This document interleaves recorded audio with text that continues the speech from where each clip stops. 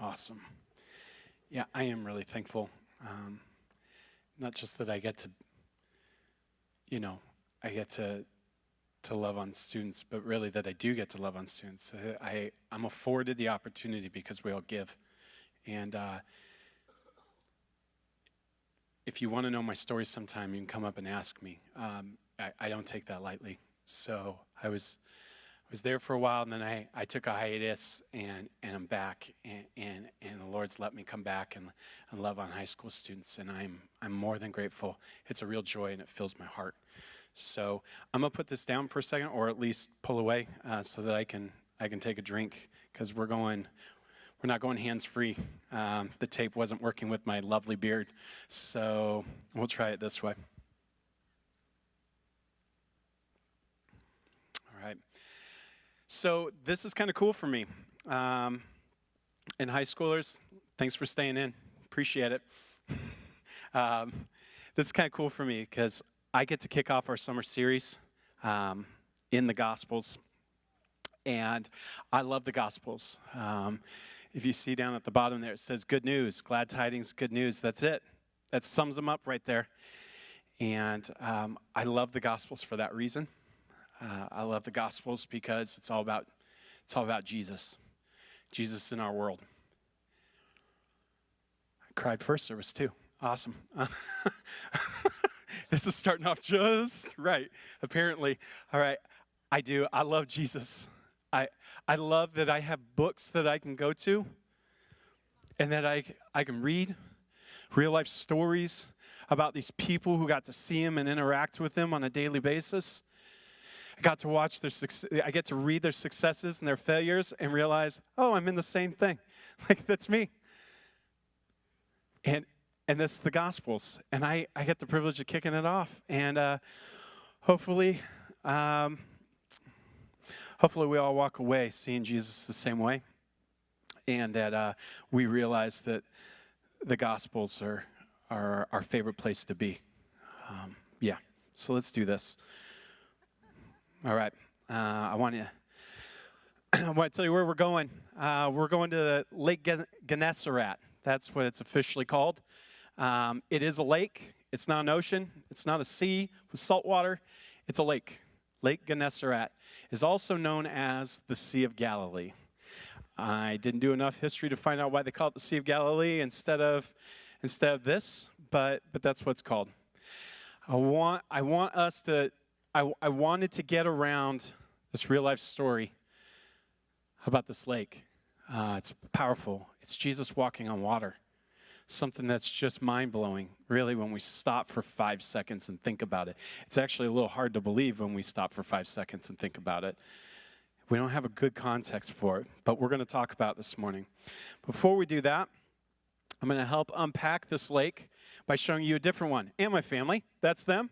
That's my wife and 2 kids. They are amazing, and they go on, well, I don't know if I go on their adventures or they go on mine, but we do it together. So we go on some adventures together. We love to travel. We love to hike. We love to explore, and we got a chance last summer to explore this place, Crater Lake. It is deepest lake in the United States. I think it changes because of other lakes out there in the world. I think it's seventh deepest lake in the world, and it's one of the cleanest lakes in the world. And obviously, if you're looking at the pictures, absolutely breathtaking. It's really cool.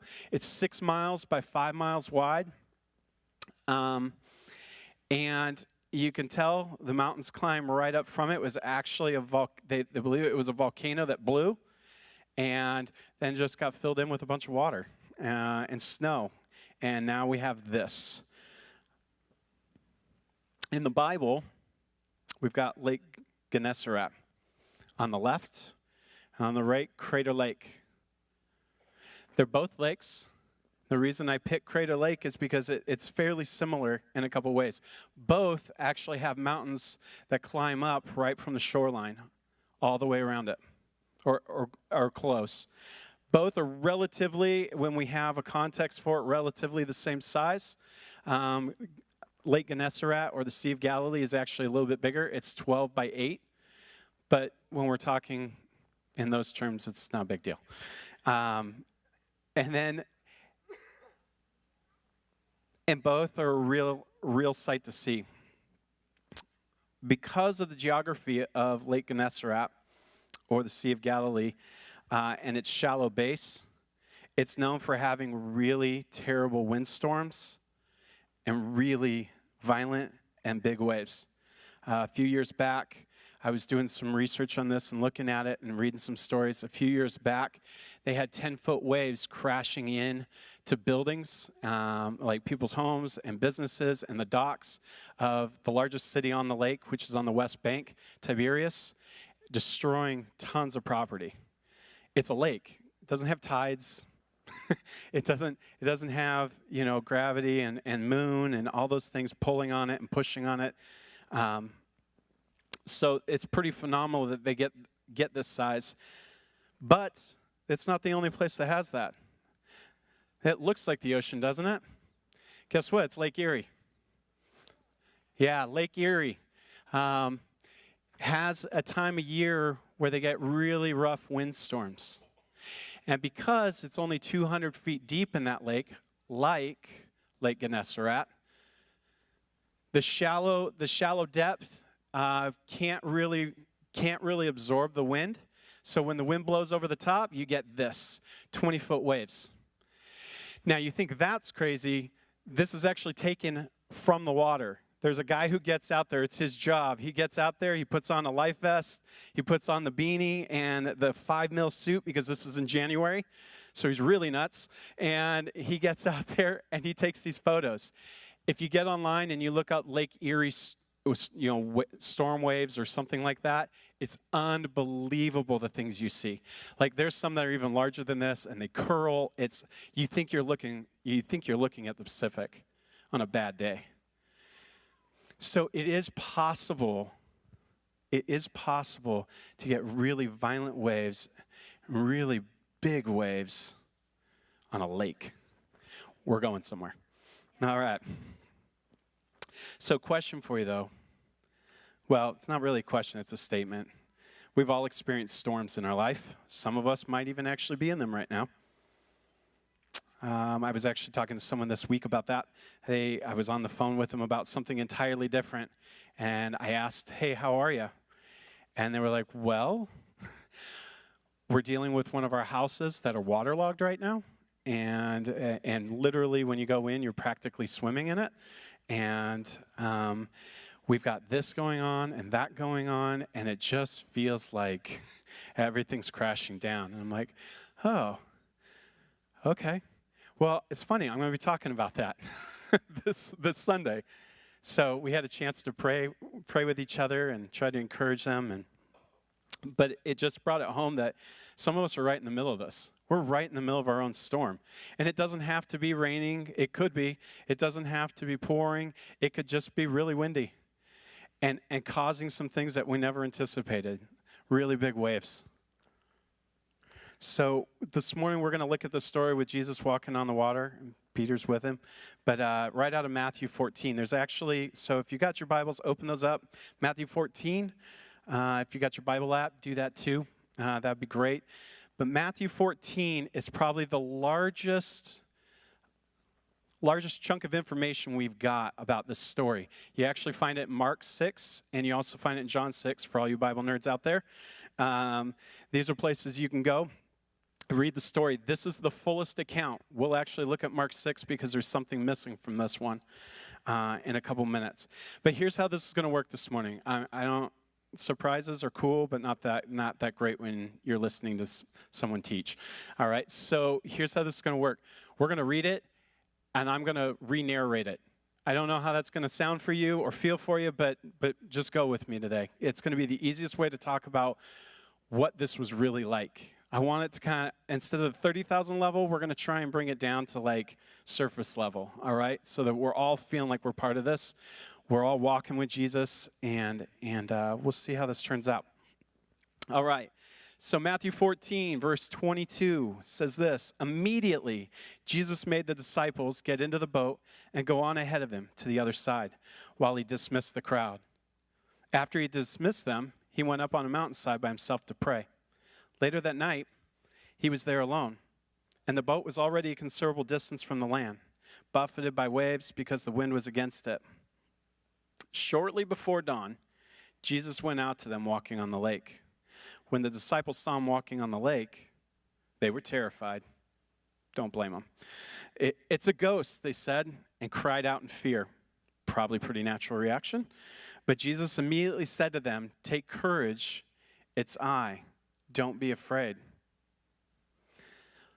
"Lord, if it's you," Peter replied, big surprise there, "tell me to come to you on the water." "Come," he said. Then Peter got down out of the boat, walked on the water, and came towards Jesus. But when he saw the wind, he was afraid and began to sink, and cried out, "Lord, save me." And immediately Jesus reached out his hand, caught him. It says, "You have little faith," he said. "Why do you doubt?" And when they climbed into the boat, the wind died down. Then those who were in the boat worshiped him, saying, "Truly you are the Son of God."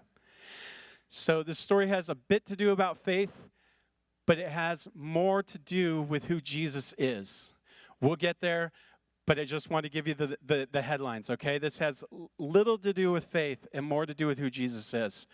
So just to kind of put this in context, sorry that I couldn't get a better picture, but that yellow line that's going across the Sea of Galilee, it's generally the path that they think they took, where that line ends in the middle of the lake.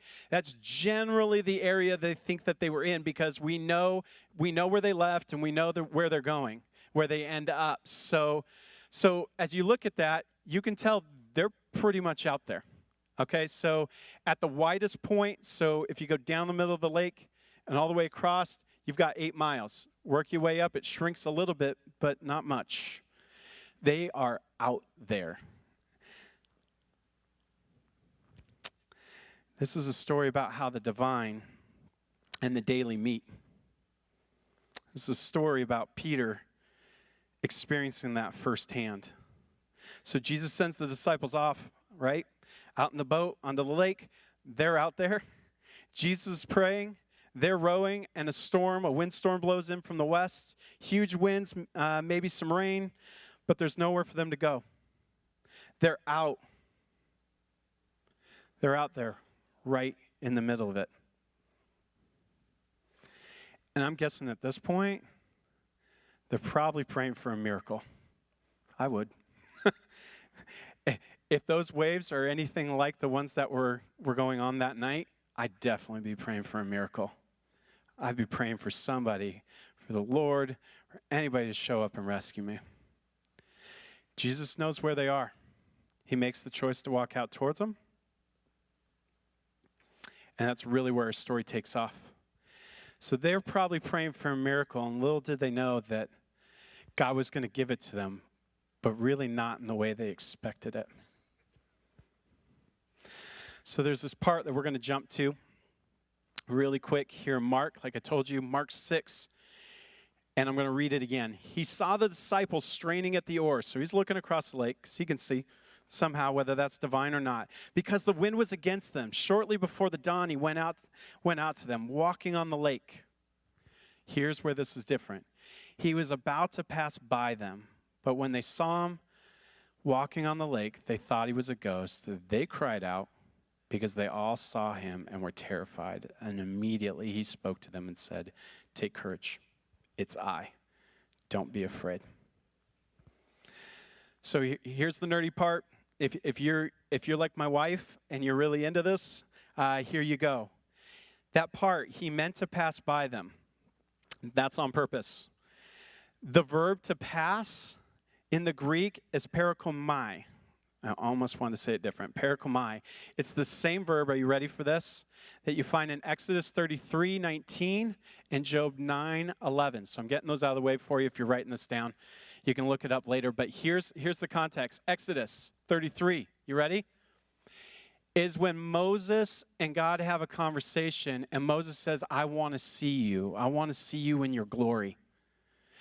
And God says, "You can't handle it, but I'll tell you what I'll do. I'll put you in the crack in the rock, and I'll pass by, and you can get a taste of it. You can see the back part of my glory.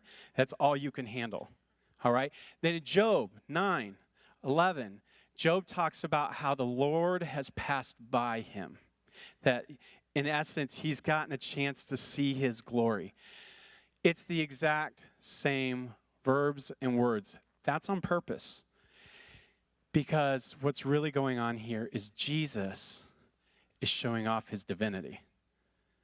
Jesus is finally, in a huge way, declaring who he really is.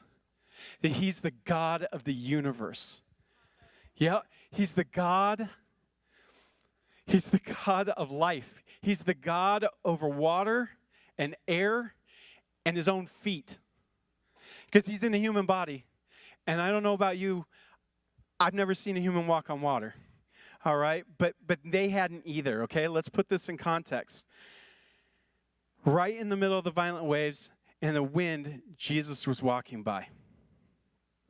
Jesus was affording them an opportunity to see him in his glory and to be invited into their boat. What you see as a storm sometimes is actually Jesus giving you an opportunity. All right? What you see as a storm, Jesus sees as an opportunity. It's true. I've lived it. I've seen it. I keep having to be reminded of it. You see it here. Jesus will actually do something like this again, where he's passing on by or walking on, and seems like that he's kind of doing his own thing, but he's actually looking for an invitation. It's actually later on after his resurrection in Luke 24:28, where he's caught up with a couple disciples, and they start having this conversation about Scripture and about how Jesus is God, and they don't recognize who they're talking to, that they're actually talking to him.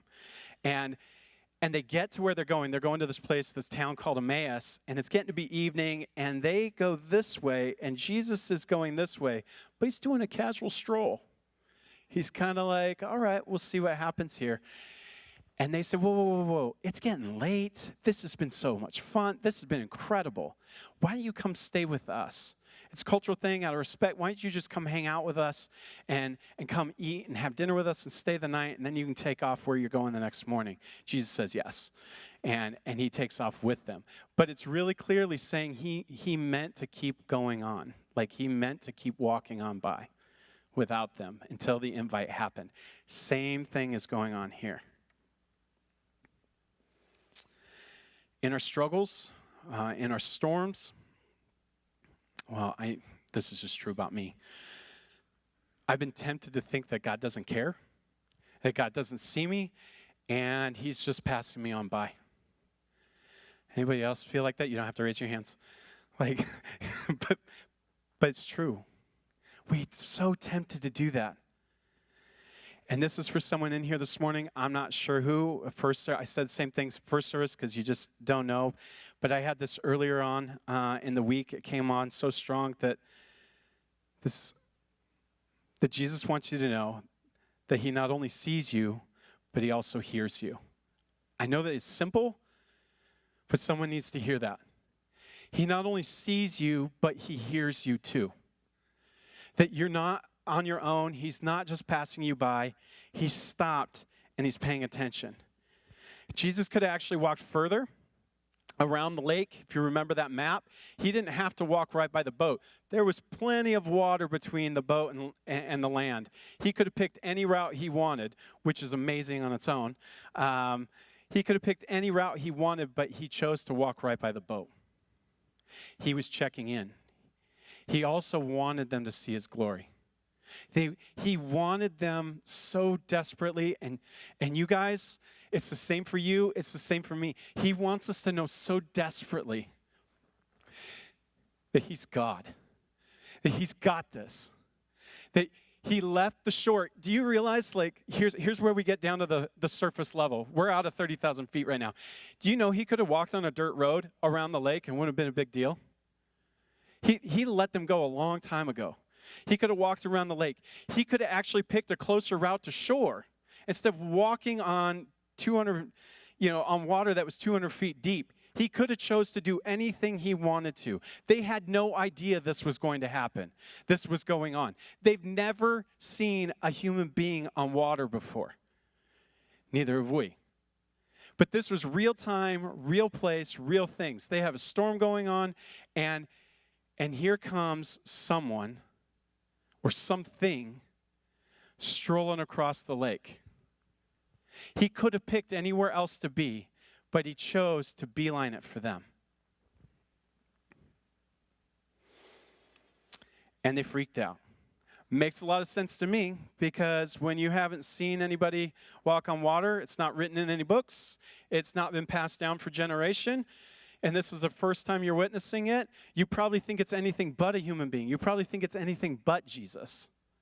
So, yeah, ghost makes a lot of sense to me. I'm probably in that boat with them. And I'm freaking out, screaming, going, I have finally lost my mind. Life is finally over. Look at the storm. It came out of nowhere. The waves are huge. And I'm tired. I've been up almost 24 hours. I've been doing ministry with Jesus. He sends us off. We're on our own. And now I got to contend with this? This is a ghost? Like, I am out of my mind. Like, what is happening in the world right now? And as they freak out, Jesus is obviously close enough to hear them. With all the wind blowing and everything, it tells you how close he probably is. That he stops the walk, and he turns and goes, don't be afraid. Those famous words that God passes down to people through generations. Don't be afraid, for it's me. It's I. I'm God. I'm going to blow your mind right now. Like, I'm God. I am walking on water in a human body. I'm doing the impossible. And your storm, I'm right here in the midst of it. So they're freaking out. They hear it, and I really think they take this moment. They take a moment to process that. Why? Because don't you do that? Like, you see something like somebody walking on water, you're probably not like, oh, okay, whatever. Like, it's going to be impactful. It is going to make a difference. You're going to stop for a second and try and figure out if you're hallucinating or not. You're going to try and process the words you're hearing from your Savior, from the Lord himself. You're going to try and figure out if that's really him or you've really lost your mind. And I think they take a moment. And then there's Peter. Peter's seen as this impulsive, brash, crazy extrovert, like some of us. And here's the thing, though. God knows him deeply and can work with all his quirks just like us. And here's the fun part. I really believe this, that Peter was also the first one to see beyond the storm. They've been focused on it for hours. Why? Because all night long they've been in a boat trying to row across the lake that they've gotten stuck halfway across because the wind is so strong they just can't make it happen. And the waves are so big. You do start to focus on those things. When you're tired, you're hungry, you're sleep deprived, you start magnifying the things that are magnified. Right? Don't we do that in our own lives with our own storms? We start focusing on it because it hurts or it's pressure and it's messy, and then we just magnify it because that's what we see. And I love Peter. He gets such a bad rap, and we're getting there with him and some other things. The dude was the first one to see beyond the storm. He's the first one to catch Jesus at what he was doing. And the first one to have the change in the mind to, hey, this is something different. Jesus is more than just a good teacher.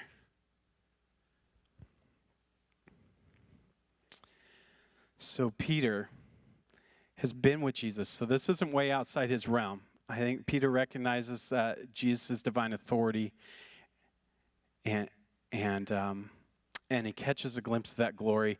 And so that's why Peter says what he says, like, hey, Jesus, can I get out of the boat?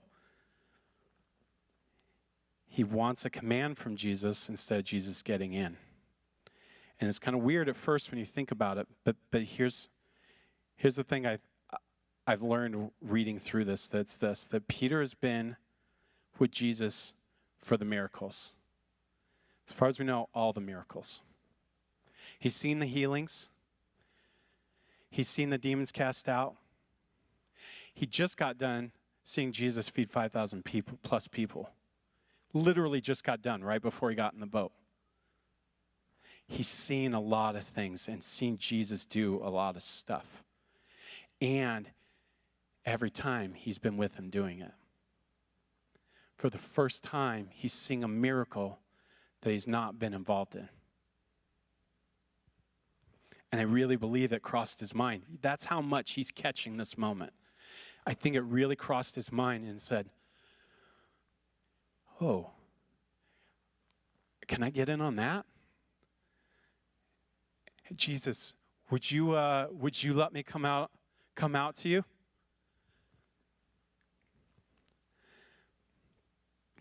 The incredible thing is that Jesus says, yeah, come. He said, come on out. In the midst of hard things, Peter saw an opportunity and not the storm. This is Peter's moment, right? This is Peter's moment to trust God in his chaos, in his struggles, in his doubts, in his fears. There will be times that you see God at work and calling you in the midst of your storms. Maybe not every time, but there will be times, I promise. Been there. There will be times. Peter steps out, and there's this transfer that takes place. It's really cool, obviously, because they're walking on water. But here's what happens. The trust is sent out, right, from Peter. So like Peter has to step out of the boat and onto the water. Does he have any guarantee that he's going anywhere but down? Not really. He sees Jesus. He's been asked to come. He's got to rely on that.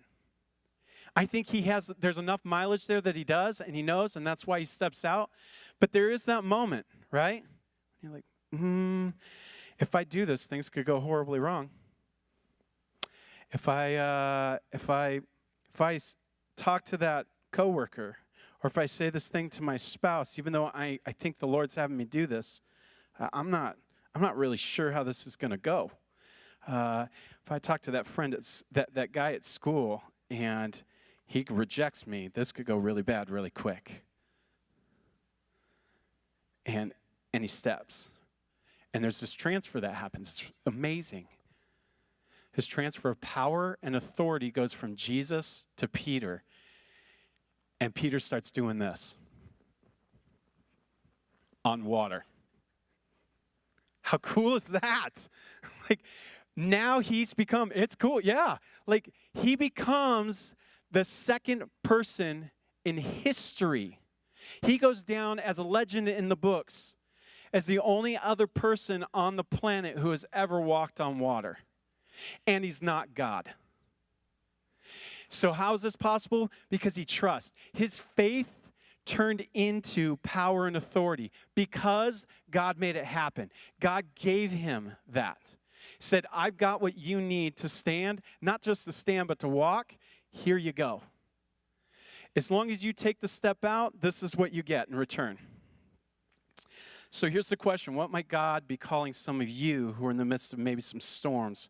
What might God be calling you to that forces you to get out of the boat? And it's going to be gutsy, and it's going to be risky, and it's going to feel, I bet, just a lot like Peter. And you're going to have to trust and believe that there's going to be a transfer of power right under your feet when you take that step. Which brings me to the next thing, a little bit of a warning. Peter asked and waited for the green light from Jesus. He didn't go on his own, which is cool and really hard for an extrovert. Let me tell you, some of us, we like to go as well as be loud and crazy. All right? And you and I better do the same. Because without the transfer of power and authority in our lives, we're just going to sink. It's a done deal. It's already written. It's going to happen. I can prove it because this is where we're going. So here's the thing. before I get to that part where that Peter gets to him and sinks, I wanted to tell you guys that I love hiking, right? That you saw the pictures. Here's how this works. When we hike, we have a destination in mind, and we're really looking forward to it. That's what gets us there. Because if I didn't really like where I was going, I'd quit ahead of time, because half the time I have to piggyback my kids on the way there. All right, not easy to do, going up and down rocks and narrow paths, and then I hear I'm hungry or I need something to drink, and we have to stop. You're making sure that the kid doesn't fall off, a ledge, all those kinds of things. Very fun, just so you know, but there are moments where it's really difficult. And it's really hard. And the reward is getting to the end. And when we get to the end, the very first thing I do? I get there and I stop and everything goes away except that place that I've arrived. I look to the left, I look to the right. Sometimes I even spin all the way around. I take it all in. Why? Because this is my moment. This is it, because we just endured all of that, and no one died and got medevaced or anything, and we made it, and they're not usually that dicey. I can't take my kids on things like that. So, but we make it, and we're there, and I want to enjoy the moment. I mean, it's an accomplishment. It's something amazing. And then you got Peter, right? He says, come, and so he comes. And Peter gets down out of the boat, walks on the water, and came to Jesus. That is amazing in itself that he made it. How cool is that? He's left the boat. He's walked all the way there. He's hanging out with Jesus. And then he takes the look around, because that's what we do. We take it in. I mean, he just walked on water. Again, second person ever in human history to do this. And he's not God. So, again, he looks around, but he sees the waves, he sees the wind, and his mind does the switch. He's taken his mind's eye off Jesus, and now he's starting to sink. He's more focused on the circumstances again. And he starts to... And he calls out, and he calls out to Jesus, because he's the only one who can get him, and Jesus grabs him, picks him up, puts him back on his feet right on the water. Now, my kids know how to ride bikes. Well, Brielle, our youngest, she's still in that not quite there stage. But our son, he rides. He's a good rider, but he's not always very confident, and that showed, especially when he was learning. But when we learn to ride bikes, it's hard, right? Like there's so much going on that you get put on this thing. You have to pedal. You have to somehow coordinate your arms. All of it has to come together for this perfect ride. And sometimes that happens, and sometimes it doesn't. But with our kids, we get them on there. We've kind of shown them what to do, and then we let them go. And they're riding, and at first we're running with them, right? And then after a while, we can't keep up anymore, at least some of us. And we can't do that. And then they keep going, and you're like, yes. And now the only thing you're worried about is the waiting and the rescue, right? Just in case something happens. And you're waiting, and you're looking. And then you're riding, and you're looking, and you're waiting. And then you think they've got this, and they're riding, and they're doing such a great job, and they're loving it, and then they realize what they're doing. They realize that they love it. They realize that they're pedaling. They realize that they're steering with the handlebars. And what do? They stop pedaling. They stop steering. They freak out, and boom. Right? So they crash, and what do we do as good parents? We run over. We scoop them up. And at least this comes out of my mouth. What happened, buddy? You were doing it. This was awesome. It was so good. You're the best. Like, you had it. You were doing it, and then you just didn't do it anymore. I'm proud of him. I just don't know why he stopped. He was doing it. I mean, I know why, but he's doing it. We know our kids are capable because we've given them everything they need, and we see that they're ready. Jesus says to Peter, "Oh, you of little faith. Oh, you of little faith. Why'd you doubt?" He doesn't say no faith. He says little. He says, you had a little bit. It didn't take much, actually, to do what you were doing because it was all my power and my authority. But you had a little bit of faith, and then you just stopped. Why? Why would you do that? You were doing so good. So good. Jesus doesn't see us as failures, by the way, people. Jesus doesn't see us as failures. He just sees us as kids riding our bikes. I think some of us probably, I need to hear this. It was kind of cool that it got put down. I was like, I needed that, Lord, thanks. Jesus doesn't see you as a failure. He just sees you riding your bike. And he expects that sometimes you're going to crash, sometimes you're going to fall down, and for whatever reason, sometimes we stop pedaling. We just do. And all he's there to do, and what he wants to do, is be close enough to us to scoop us back up and say, hey, you were doing it. Why'd you stop? And I love this. He doesn't give him an attaboy and then send him back out on his own. Instead, like a good parent does or a good friend does, they realize you've had a spill, he walks with them the rest of the way. How cool is that? He's in the middle of the storm. P.S. Storm hasn't stopped yet. So it's still been raging from the moment he got to Jesus, to the sink, to the back up, and now to the walk back. The storm has never stopped. But in the midst of all of that, Jesus says, I'll go back with you. I'll walk with you the rest of the way. And it's the exact thing I do with my kids, right? As soon as they crash on the bike, I pick them back up, we have the pep talk, and then do I just let them go? No, usually that first run, I'm running with them.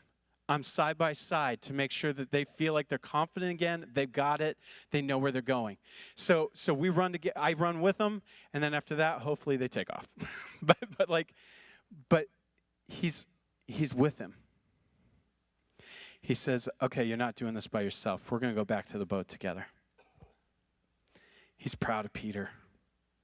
And he's just reminding him of what he had and what he needs to keep. And that's trust. Trust that Jesus is with us in our circumstances. Trust that Jesus can do the seemingly impossible. Trust that his power and authority go with us. Trust is what we need, especially in the storms.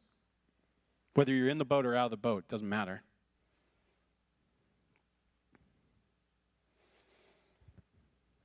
By the way, if you said this first service too, if you're not in the middle of a storm right now, maybe, just maybe, you're one of the ones like Jesus who needs to walk with somebody who is.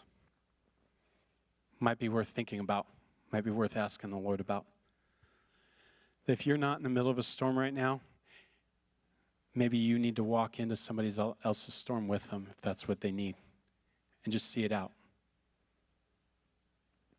Do the journey.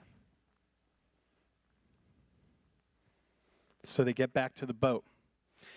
And there's not a lot said about that in any of the Gospels with this. This is the clearest and most concise. But there's some things that we're going to infer because I think there's a reality to this. Just so we don't forget, we're coming home with this.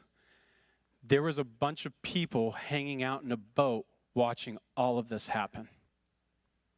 They were in the storm too. It's really interesting. Peter was in this special moment with God. This divine thing was happening, and everybody who stayed in the boat is watching it all go down. They're learning the same lessons right along with Peter.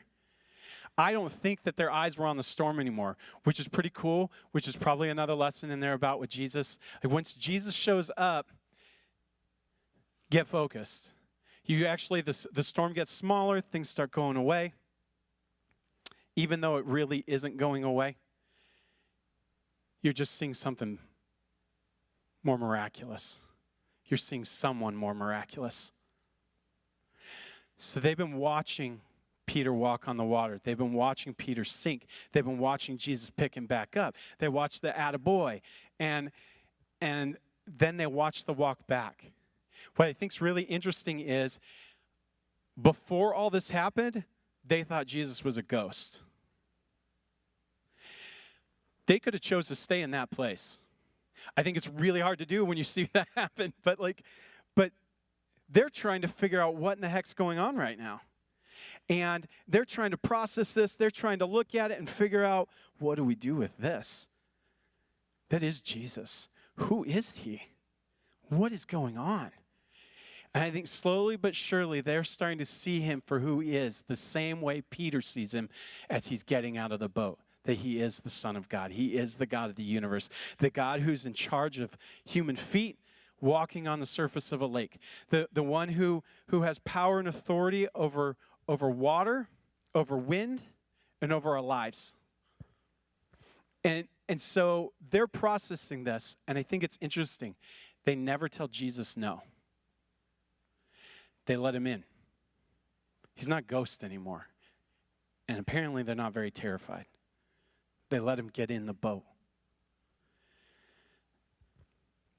The question then becomes why, right? At least in my mind. I ask too many why questions so often. But why? So what is it that got them to invite or receive Jesus into their boat? And I think it's this. Plain and simple.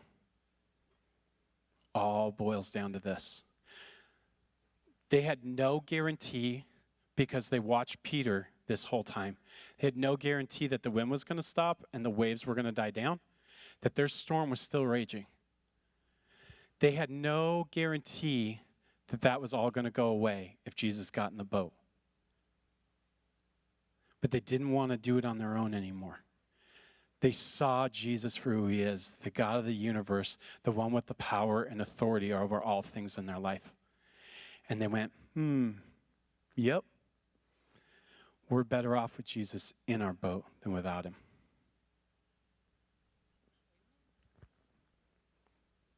It's weird that it's that simple. It really is. I just let that soak in. It is always better with Jesus than without him. He not only saves you from an eternity in hell and without him, but has the opportunity, and he can afford to give you something better in your life, even in the midst of the storms. He doesn't actually promise to get rid of them all the time. Sometimes they're there just to show himself off. And please don't be offended by that. Because the more you see Jesus for who he is, the more you can endure any storm in your life. That one's not on the notes. As Andrew says, that's for free, yeah.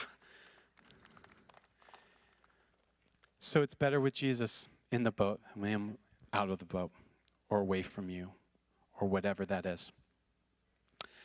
So prayer folks, if you're in here, invite you guys to come on up. Here's the thing this morning. If you know you're in a storm and you see this moment where God is at work even in the midst of the storm, and you sense that you are getting called out or need to be called out to where Jesus is at and working. I've had that. I had someone going through a hard time through the worst time in my life. The worst. That's for another day. Like absolute worst. Marriage was on the rocks. Ministry was gone. All kinds of things. And God in the midst of it said, I'm working with this person. And I went, Jesus, well, I don't want to go and sink. Am I invited over to that? And he goes, yeah, you are. I want you to go and step into their world. I want you to love them and bless them. But I got a storm. Yeah, I want you to step out. I don't know if that's someone in here. That was someone in last service. If that's you, when we're done today, come down and get some prayer because you're going to need it. I promise you will. It's worth it. We want to partner with you in that, all right? If you're a person who's in the boat and you're just wishing the storm would stop, And that's where you're supposed to be. You're just hanging out there and you're rowing away, but it just doesn't seem like it's going to end. Would you be willing to come down too? All right, we want to pray with you. We want to begin the step and the process of walking with you. Maybe someone else will finish that, but we want you to get prayer because it's all part of remembering and learning to practice inviting Jesus into your boat and into your storm and into your life. All right? So, Jesus, would you help us to see more of who you are? That you really are God, that you're powerful, that you've walked on water, that you've flashed some of your divine nature, that you can handle all of the elements and all of the circumstances that are going on in our world. We can't do this without you. We're going to take a cue from your boys, from the disciples, and say, God, we need you, and we invite you into our space and into our life, and you show us what we need to see through the storm. God, would you help us to always remember that you're with us, that you're not just going to pass by us, that you want to be invited, and that you've got the goods, you've got the power and authority to change our lives. In Jesus' name, amen. Well, thanks, guys. We love you. There's more with the Gospels next week, so be here and have a great Sunday.